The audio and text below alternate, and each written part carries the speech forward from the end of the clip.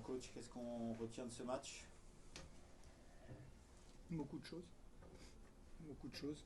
Première mi-temps, pas digne de ce que l'on peut produire et ce qu'on doit produire dans la situation où nous sommes.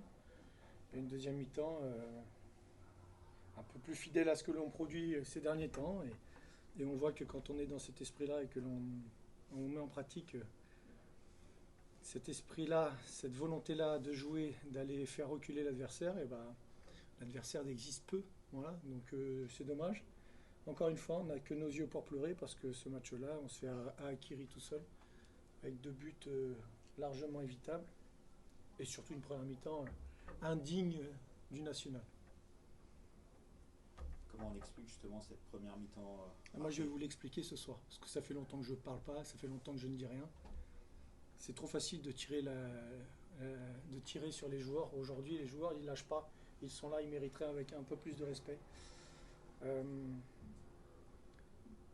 Au même titre que le staff d'ailleurs, où on ne vit pas des choses faciles, mais le staff ne lâche pas, est toujours présent, et fait toujours le job, et fait toujours un très bon job. Donc moi, je voulais juste dire ce soir que tous les gens qui disent tout et n'importe quoi, que le président Lopez ne souffre pas un martyr de la situation actuelle, c'est que les gens ne le connaissent pas. Les gens qui pensent que il n'y a pas de changement parce que mon nom de famille est d'origine portugaise et qu'il y a une espèce de pacte avec les Portugais ici à l'US Créteil, et ben les gens ne me connaissent pas aussi. Parce que moi, je suis capable de prendre mes responsabilités. Ça fait un mois que le président il a ma démission sur la table. Et si c'était la solution que Manu Dacosta s'en aille, et ben ça fait longtemps que je serais parti. Voilà.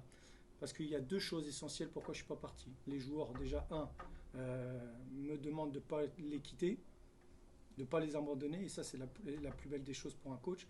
La deuxième des choses, c'est que malheureusement, ou heureusement, je ne sais pas, je ne suis pas carriériste et je ne pense pas qu'à moi.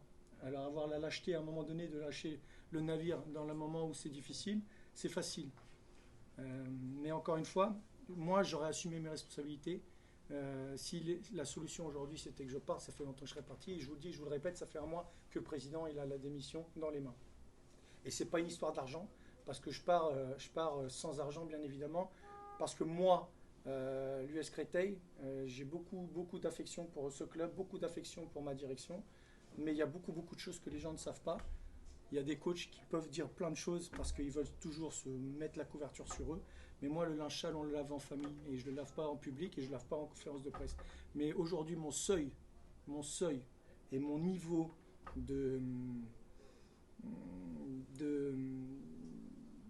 d'acceptation des choses, il est au maximum aujourd'hui.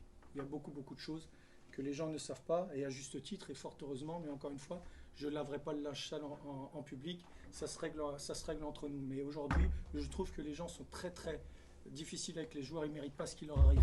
Voilà, c'est tout ce que j'avais à dire ce soir.